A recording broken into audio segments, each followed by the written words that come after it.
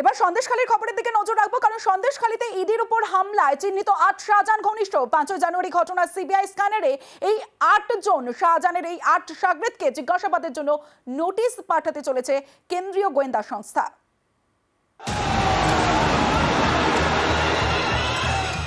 ৫ জানুয়ারি সন্দেশখালীতে তুলকালাম হয়, শাহজাহান অনুগামীদের হাতে আক্রান্ত হয় ইডি সিআরপিএফ। সেই হামলার ঘটনায় এবার ৮ শাহজাহান সঙ্গীকে চিহ্নিত করল সিবিআই। ৫ জানুয়ারি রেশন দুর্নীতি তদন্তে সেদিন শেখ শাহজাহানের বাড়িতে যায় ইডি। তল্লাশি কিংবা জিজ্ঞাসাবাদ দূরের কথা, শাহজাহানের দেখাই পাননি ইডি অফিসাররা। উল্টে শাহজাহানের অনুগামীদের হাতে আক্রান্ত হতে হয় কেন্দ্রীয় এজেন্সিকে। ইডির ৩ অফিসারের মাথা ফাটে, আক্রান্ত হয় সিআরপিএফ। প্রাণ বাঁচাতে অটোয় চেপে সন্দেশখালী থেকে পালান ইডি আধিকারিকরা। এই ঘটনার পর থেকে বেপাত্তা ছিলেন শাহজাহান। ৫৫ দিন পর তাকে গ্রেপ্তার করে রাজ্য পুলিশ। শাহজাহান এখন সিবিআইয়ের হেফাজতে। ৫ জানুয়ারির ঘটনায় শাহজাহানের ৮ ঘনিষ্ঠ শাগরেদকে এবার চিহ্নিত করল সিবিআই। শুক্রবার সরবেরিয়ার বেশ কয়েকজনকে জিজ্ঞাসাবাদ করে এদের সম্পর্কে তথ্য পেয়েছে কেন্দ্রীয় এজেন্সি।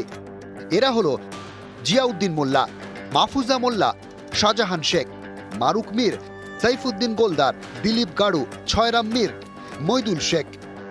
সিবিআইয়ের দাবি, এই ৮ জনের নেতৃত্বে ইডি ও সিআরপিএফ এর উপর হামলা চলে। এই ৮ জনকে নোটিশ ইস্যু করতে চলেছে সিবিআই।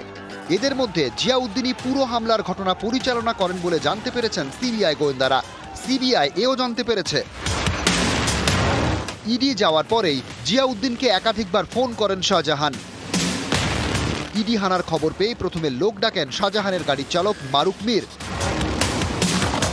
হামলার দিন সক্রিয় ভূমিকা ছিল সাইফুদ্দিনেরও। তিনি মূলত শাহজাহানের ভেড়ি ইটভাটায় শ্রমিক সরবরাহ করতেন বলে জানতে পেরেছে সিবিআই। ইতিমধ্যে ভিডিও ফুটেজ খতিয়ে দেখে ইডির উপর হামলার দিন জিয়াউদ্দিন সহ এই ৮ জনের উপস্থিতি সম্পর্কে নিশ্চিত হয়েছে সিবিআই। তাই এবার তাদের জিজ্ঞাসাবাদ করতে নোটিশ পাঠাতে চলেছে এজেন্সি। জানুয়ারি থেকেই সন্দেশখালী সরগরম। এবার বদল করা হলো সন্দেশখালী থানার ওসিকে। বিশ্বজিৎ সাপুইয়ের জায়গায় সন্দেশখালীর নতুন ওসি গোপাল সরকার। বিশ্বজিৎ সাপুইকে বদলি করা হলো বসিরহাটে। নিউজ 18 বাংলা।